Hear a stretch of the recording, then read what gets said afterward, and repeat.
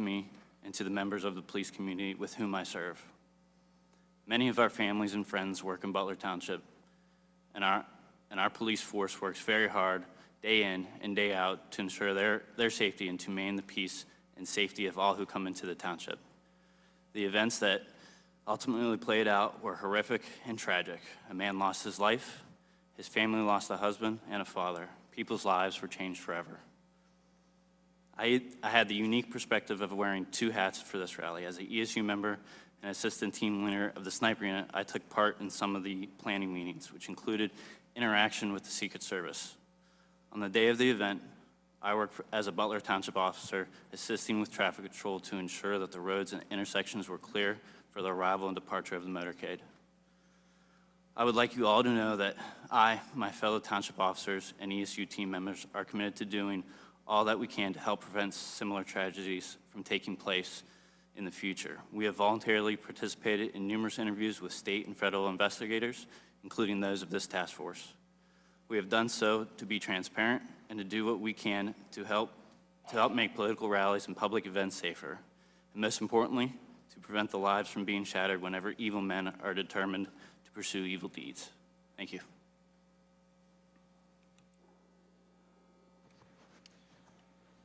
Thank you, Mr. Blasco. I now recognize Lieutenant Harold for his 5-minute opening remarks. Lieutenant Harold. Chairman Kelly, Ranking Member Crow, and members of the House Task Force. I am Lieutenant John D. Harold of the Pennsylvania State Police, and I proudly entered the State Police Academy in 2005. And I have been a supervisor since 2013. I was the officer in charge of our personnel at the Butler Farm Show site on July 13th rally for former President Donald J. Trump. The officer in charge has overall supervisory responsibility for the PSP assets assigned to the detail, and I performed those duties, including visiting each PSP post to ensure the assignments were clear and they had adequate resources.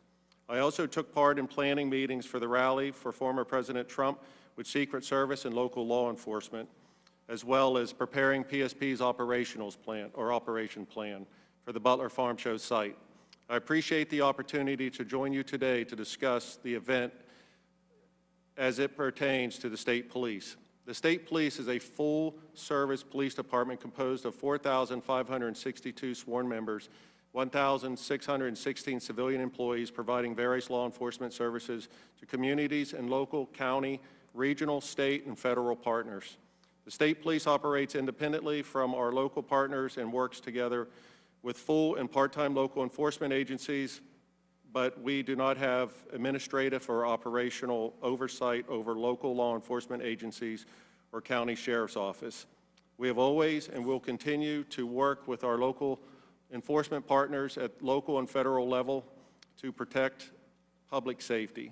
Secret Service is the lead agency at events involving its protectees, and PSP routinely provides resources and personnel to assist. As a matter of protocol, the Secret Service advises the state police that an event is anticipated, followed by a joint meeting and site visits. On Friday, July 5th, the Secret Service notified PSP that the former President Trump a rally would take place in Butler. On Monday, July 8th, I and other commanders from PSP attended the initial planning meeting with various law enforcement agencies. I visited the site multiple times and completed a PSP operation plan leading up to July 13th. The Pennsylvania State Police provided all resources requested by the Secret Service. The Secret Service did not ask me, as the officer in charge of PSP assets, to post a car, a trooper, at the AGR International property, nor am I aware that Secret Service making that request to any other PSP official. 30 members of the state police were assigned to various roles to support the Secret Service. These members provided escort for the motorcade route, staffed post within the secured perimeter, performed roving patrols, and staffed the Secret Service command post. PSP was not responsible for securing the building or property at AGR International. The Secret Service established and managed the primary command post for communication. In the office of the Butler Farm Show, a PSP sergeant under my supervision, was stationed in the Secret Service Command Post to relay information or any communication made by PSP personnel to our local and federal partners. I thank you for this opportunity to provide information about the actions of the state police in planning, staffing, responding to the tragic events at the July 13th rally, and I look forward to answering any questions you may have. Thank you, Lieutenant Harold. I now recognize Mr. Sullivan for his 5-minute opening remarks. Mr. Sullivan. Chairman Kelly, Ranking Member Crow, and distinguished members of the task force, I am Patrick Sullivan, retired Secret Service agent with 23 years of service. I am honored to appear before you today. I'm a life member of the International Association of Chiefs of Police and the Fraternal Order of Police. I'm also a board member of the United States Secret Service Association. I'm speaking for myself this morning as a subject matter expert. The information that has come to light so far regarding the security failures in Butler is shocking and infuriating. However, I am very, very proud of the bravery of the agents who put themselves in harm's way to save former President Trump and the skill of the counter-sniper that neutralized the incoming gunfire with one shot. I served as a Secret Service agent in many investigative, protective, and supervisory assignments. Make no mistake, the Secret Service cannot function without the assistance of its state and local law enforcement partners. I truly believe the men and women of the Secret Service have the most difficult and unforgiving job in law enforcement. It is a zero-fail mission. I have the utmost respect for those agents, uniformed division officers, and staff who are currently facing the challenges. For a presidential visit, the Secret Service must provide 360-degree coverage to include the sky above and the ground below. The Secret Service establishes an inner, middle, and outer perimeter. I will now discuss a typical Secret Service advance for a presidential visit in the United States. Prior to July 13th, what follows was only provided for the President. It's my understanding that these advance procedures are now being used to protect President Biden, Vice President Harris, as well as former President Trump. The President's staff informs the Secret Service about the date and location and itinerary for a trip. The protective detail then notifies headquarters and the Secret Service field office where the visit will occur. The field office then notifies the relevant state and local law enforcement agencies and schedules a police meeting. It is at the police meeting that the state and local law enforcement agencies meet the Secret Service advance team and learn about the trip. Counterparts for the Secret Service advance team and local police are identified. The Secret Service advance team usually consists of the following: a lead advance, site advance, airport, motorcade, protective intelligence, counter-assault team, counter-sniper team, magnetometer, counter-surveillance unit, and technical advance components to include unmanned aerial surveillance. After the counterparts are identified, the police and Secret Service work together on their assignments to develop a security plan for their site. They will jointly determine the assets needed to secure the site. The Secret Service personnel doing the CAT and counter-sniper advance will also work closely with the local police SWAT personnel to craft a tactical response plan. The Protective Intelligence, or PI advance, works with the local police and other federal agencies to investigate any threats or threat-related information. The site agent, in consultation with the lead advance agent, reviews the site security plan and presents it to the field office supervisor and protective detail supervisor for concurrence. The lead advance agent is responsible for ensuring all protection activities are coordinated and in sync. This includes ensuring all components communicate and respond appropriately during an emergency. Usually there will be one overall command post for the visit, with each site having a security room, a scaled-down version of a CP. The Secret Service lead and site agents do not have direct command or control of the state and local police officers. Off-the-record sites are handled differently than most on-the-record movements. The Secret Service does not know the President intends to visit a location until shortly before. The Secret Service will have a site agent conduct a brief advance to ensure that there are no apparent security concerns. Additional security measures are put in place after the President arrives.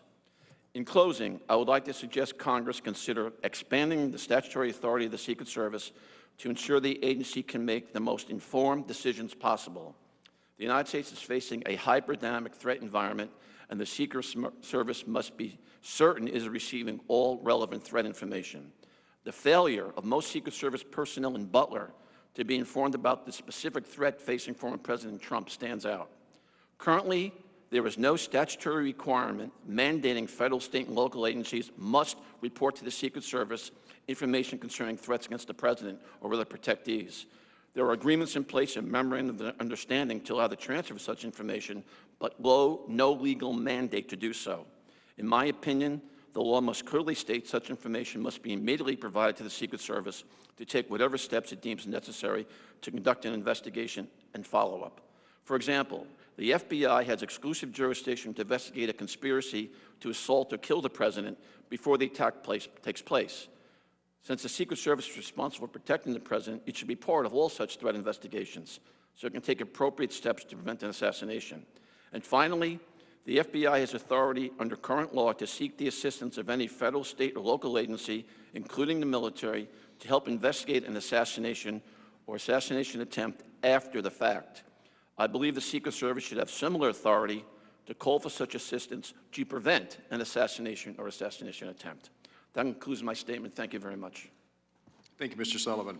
I now recognize Dr. Goldsmith for his 5-minute opening remarks. Now, the witness is going to be testifying over the phone, right? Okay. Dr. Goldsmith, please. Good morning, Chairman Kelly, Ranking Member Crow, and distinguished members of the task force. My name is Dr. Ariel Goldschmidt. I'm the Chief Medical Examiner for Allegheny County, Pennsylvania. On July 13, 2024, after the attempted assassination of former President Trump, I, through my staff, reached out to the Butler County coroner, Bill Young, to offer our assistance if needed. Later that night, our assistance was accepted by Butler County, and arrangements were made to transport the bodies of Thomas Matthew Crooks and victim Corey Dean Comparator to our office. Our office wasn't involved in the transportation of the decedents. However, once they were transported to our office, the required chain of custody work was processed. The following morning, July 14 at 9:15 a.m., I began Mr. Crooks' autopsy with the assistance of other technicians named in my report. Prior to the autopsy, the body was x-rayed. Major handprints were obtained by the FBI Major Incident Program Manager, Brian Johnson, and gunshot residue test samples were collected by autopsy technician Lauren Coran. My involvement in the case was limited to the autopsy, in which I determined that Thomas Crooks died as a result of a high-velocity gunshot wound to the head with an entrance wound of the left upper lip. I had no reports from or involvement in the investigation into Mr. Crooks' motives or actions, crime scene evidence, or other outside evidence as part of my work. Items of evidentiary value collected during the autopsy were transferred to the custody of the FBI. Once I received the results of toxicology testing, which was performed by our laboratory, I completed a written autopsy report, which was signed August 5th and delivered to Butler County. Our office's involvement in the case concluded on July 22nd, 2024, when Mr. Crooks' body was released to a funeral home pursuant to the directives of the Butler County coroner.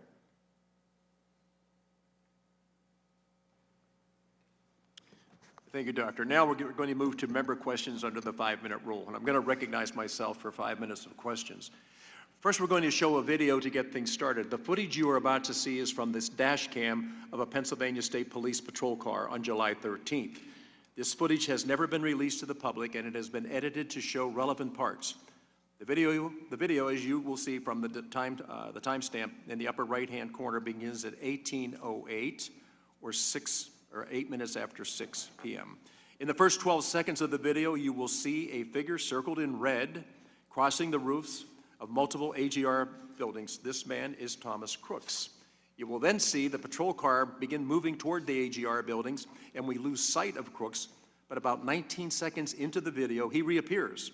Again, we have circled him in red before we lose sight of him at about 20 seconds later. Now, we cut the video for length, so it picks up at about a minute and a half later at 6:10 p.m. and 38 seconds. Here you will see law enforcement around the AGR building. At this point, all law enforcement entities staffing the rally are aware that there is an individual on the roof of AGR, but they do not know he is armed. Behind the trees, you will see one officer attempting to lift another officer up onto the roof, and you will see that officer pull himself up and look to the left. According to that officer's interview with the task force, he sees Crooks with the long gun, and Crooks turns and points the weapon in his direction. The officer then falls to the ground, injuring his ankle, and radios that the man on the roof is armed at 11 minutes after 6. That portion of the video ends here. We know that the first shot from Crooks is fired just 32 seconds later, We will play the video now.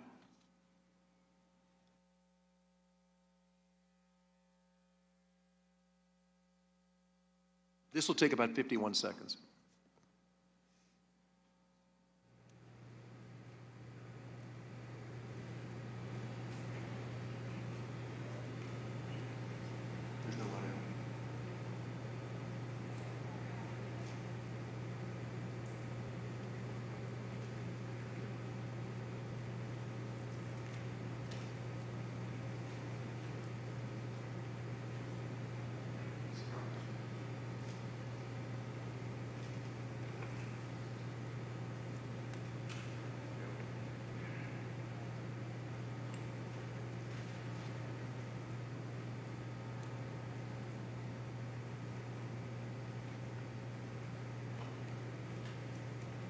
I realize it's hard to see some of this, but so Crooks, as he makes his way across the roof, this is, by the way, a Pennsylvania State Police cruiser, and it has the dash cam.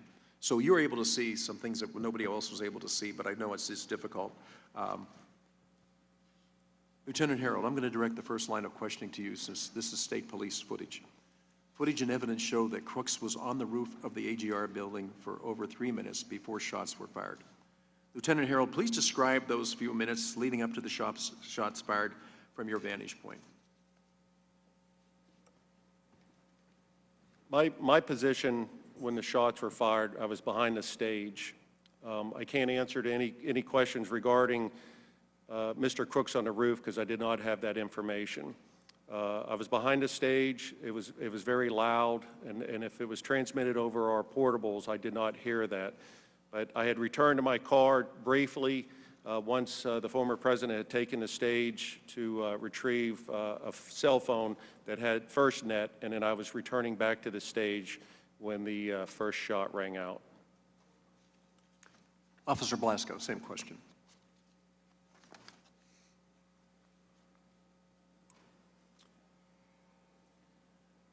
At that time, I was at Brady Paul, and I was working my way over to the AGR building to assist other Butler Township units with looking for Crooks. As I got to the water tower, I parked underneath the water tower and began to make my way to AGR. That's when the shots rang out.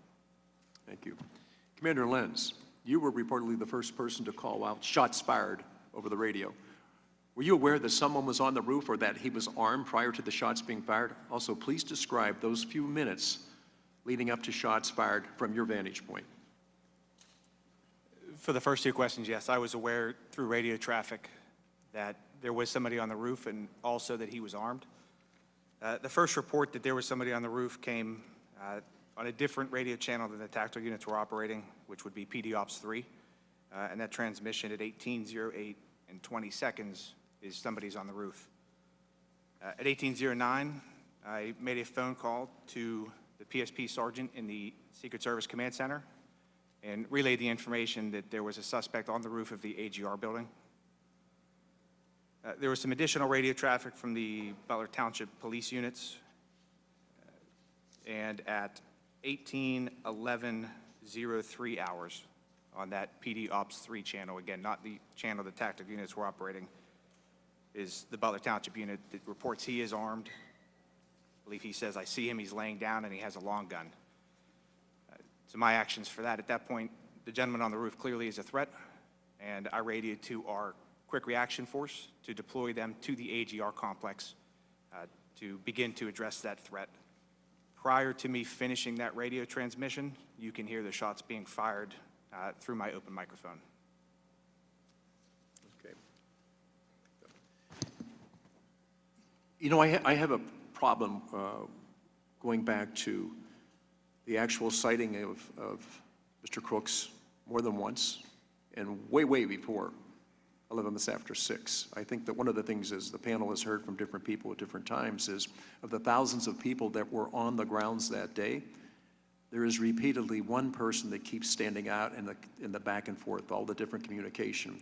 And it is, in fact, Thomas Crooks that they're talking about. So we knew there was somebody that was very suspicious. We also knew there was somebody that we weren't able to actually come in contact with, and we kept losing contact with him. We saw him with a rangefinder. We saw him doing things that were not probably in line with what people go to a rally for. And I think that I'm constantly going to be wondering at what point did somebody say, we're not sure the area is secure and safe? There's enough understanding before that. The way you all responded, I think, was incredible. I want to thank you for that, but I still can't understand, of all the different people that were on the grounds that day, thousands of people, there's only one consistent person that they identify, and it is ultimately the shooter. So I don't believe the grounds were safe and secure that day. I'm just trying to understand is what it was or what it would have taken for somebody to say, keep Mr. Trump inside until we clear this up. Well, Commander Lenz, because you and I have had not just minutes but hours together, and a couple of days we'll be going a deep dive to what happened. Do you feel that the Secret Service adequately prepared you and your men for July 13th? I believe I can answer the tasks that they had given us, which would be to provide 2 counter-assault teams, 2 sniper teams, and a quick reaction force. We were certainly prepared for the missions that they had given us. There were additional things, obviously, that probably needed covered, but they never asked us to do that. They never tasked us with that. So given what they specifically asked us to do, we were certainly prepared to do that. Okay, so you did what they asked you to do. But looking back at it now, the question is, did they clearly identify what it is that they expected of you or what you could have been responsible for? Mr. Blasco, same question.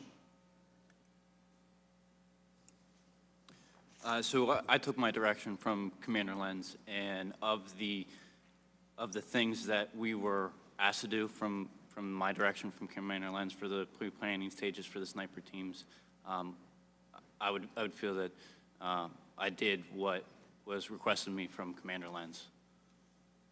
Okay, so hindsight's always 20/20. Looking back on that, do you think you were adequately prepared for what it is that ultimately happened? There's always things that you think that you can do better, but with the information that we had, I believe that we did the very best that we can, or we could. Lieutenant Harold, you feel the Secret Service adequately prepared you and your men for the event?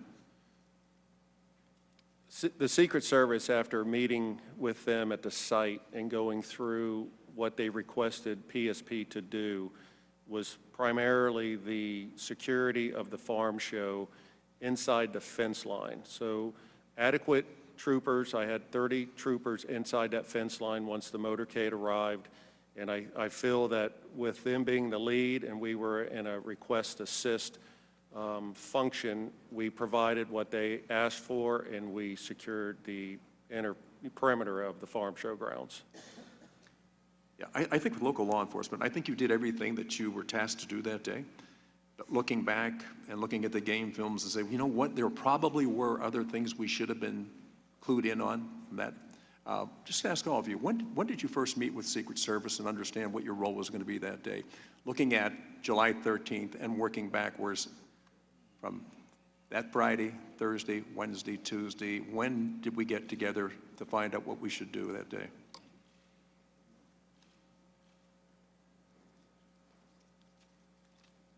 So for Butler ESU, our first contact from the Secret Service was Friday, July 5th at 1:55, and that was a phone call asking for assistance with the upcoming Butler rally.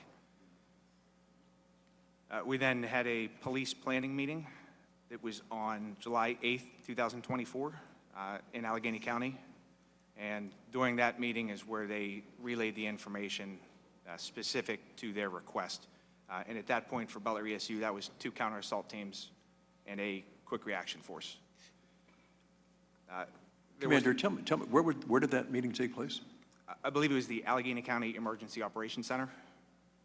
I could not be there that day. I was actually teaching an active shooter class in Erie, and one of our deputy commanders went to that meeting. Okay. Mr. Blasco.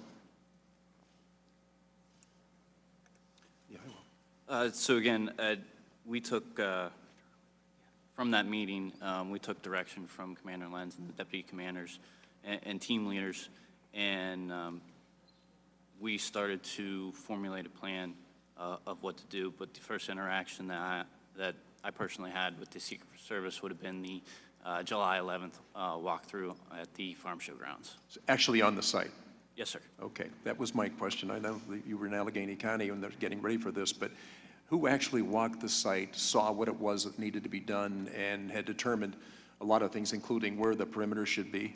I would think that would be I would supposedly that there would be a lot of coordination between the local law enforcement, the Secret Service, and Homeland Security, who visited that day, to prepare for that event. I want to thank you all for being here today in your testimony. I'm now going to have Mr.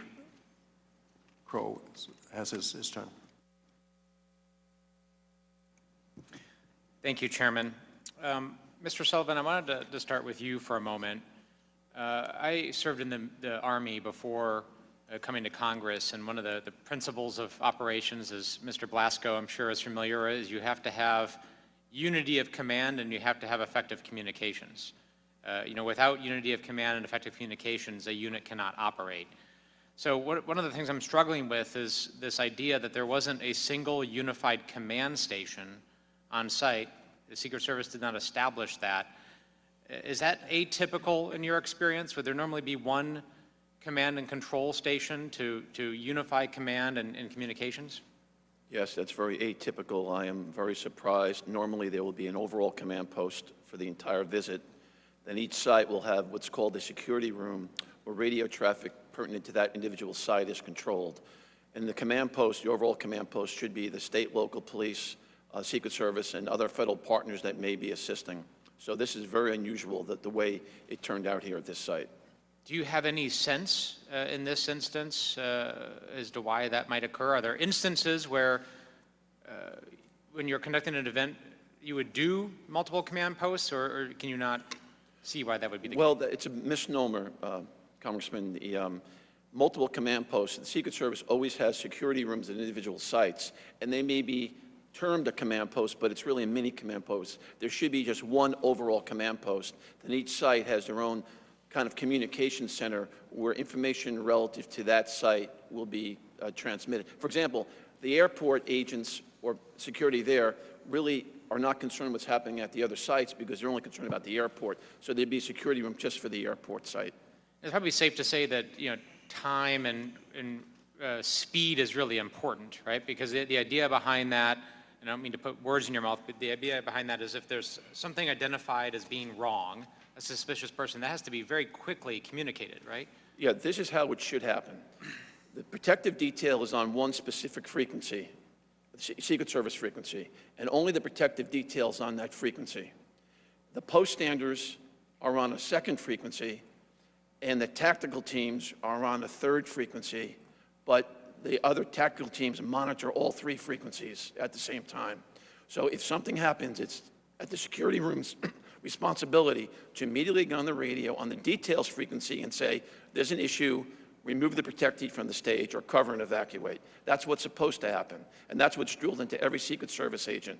There has to be, because the detail agents, don't forget, they can't listen to all the other traffic. They have to be rock solid on protecting the president or the presidential candidate. So their frequency is just for their individual movements. So in this instance, based upon what you know and what you heard from Commander Lentz and Mr. Blasco, a suspicious person was identified with a rangefinder. Pictures were taken of this person moving around a building, so much so that it drew the attention of one of the sniper teams who took pictures of it. If that information had been effectively communicated to the FBI, or if the FBI, I guess to rephrase that, had set up a communication system in a command post to receive that information, would that have been a situation where you would say the protectee shouldn't go on stage until we resolve this? Congressman Crow, you mean the Secret Service, not FBI? Yeah, I'm sorry, yeah, Secret Service, right. Yes, sir. What should have happened, in my opinion, is when the suspicious person was identified, the detail leader and the shift agent should have been told there's an issue, we're working a suspicious person, and then at that point, it was probably would be inappropriate to remove the president from the stage, but the detail leader should know there's an issue, I may have to react quicker. So at a minimum, when there's a suspicious person, the detail leader and the shift agent should be told there's an issue. And in your experience, have there been situations when you've been on service as a Secret Service agent where that has come up, where you've had to, pause an event or respond to something until it's been addressed? Yes, that has happened during my career. I've never had a dramatic situation where we had to remove the president from the stage, but we've had situations where the shift agents are told, we got a situation, there's a suspicious person in the front row. And then you have to mitigate that. Usually the protective intelligence team will then come, take that person and conduct an interview, remove that person from the rope line, as an example, and you don't have to take the president off stage or interrupt the president's movements. I want to turn briefly to the effective deployment of snipers. So Acting Director Rowe explained to this task force that it is best practice for the Secret Service to position counter snipers from the vantage point of the protectee looking out. And in fact, in this situation, that is where the Secret Service sniper teams were. They were sitting above the platform looking out. The employment of the local law enforcement, the Butler County ESU sniper teams, was outside looking in. So not looking at rooftops, not looking at lines of sight or lines of fire, but their mission, as they were told, was to look at the crowd, and a crowd of several thousand people, and to try to identify issues within the crowd. Is that atypical? I don't know, Mr. Crow, if that's atypical. I'm very familiar with the our counter-sniper operation in the Secret Service, and that they do set up their position for a line of sight to the stage, show a potential assassin, what type of shot can a potential assassin make against the president, and counteract that. Generally speaking, the observation of the crowd is the responsibility of the poststanders or police officers that are posted in the crowd. Because the theory being, everyone in that crowd has already been screened. So it would be very difficult for someone to get a weapon inside the secure area already. So the idea that there would be, a gunman, not to say that it's not impossible, but there would be a gunman in the crowd, that a sniper at a distance would be able to identify and take an effective shot, seems very unlikely. It seems highly unlikely, in my opinion. Again, the threat at that point, from the counter-sniper perspective, is outside the perimeter, in the area that is outside where the magnetometers are set up. And that's the reason why you have the counter-snipers. Because the theory being, inside that perimeter, the people have already been screened, and to a high degree of certainty, there is probably no weapons inside the secure area. Thank you. Commander Lenz and Mr. Blasco, did that mission seem unusual to you, that you were outside looking in at a screened crowd? It did not. We didn't receive any direction from the Secret Service as far as how they wanted our sniper teams to deploy or what their actual mission would be. So our snipers on our normal missions, they deploy more as marksman observers. So what was your mission as you understood it that day? As we understood it, it was to deploy sniper teams to overwatch the stage, the crowd, the venue area where most of the people would be gathering. Mr. Goldschmidt, are you still with us? Yes. Yes. Great. Just one brief question for you. Was the autopsy that you performed, was that, in this case, was that a standard autopsy in your view? And what I mean by that, was there anything that stood out to you as unusual or different? Was there anything in the toxicology that stood out to you as unusual or different, or did it all appear to be a standard autopsy? It was a standard autopsy. The only thing that we different was we did a little bit of extra toxicology testing with a heavy metal screening with a slightly elevated lead level. But other than that, the fact that there were FBI members and Pennsylvania State Police members present, it was a standard autopsy. And pictures were taken during this. It was documented. So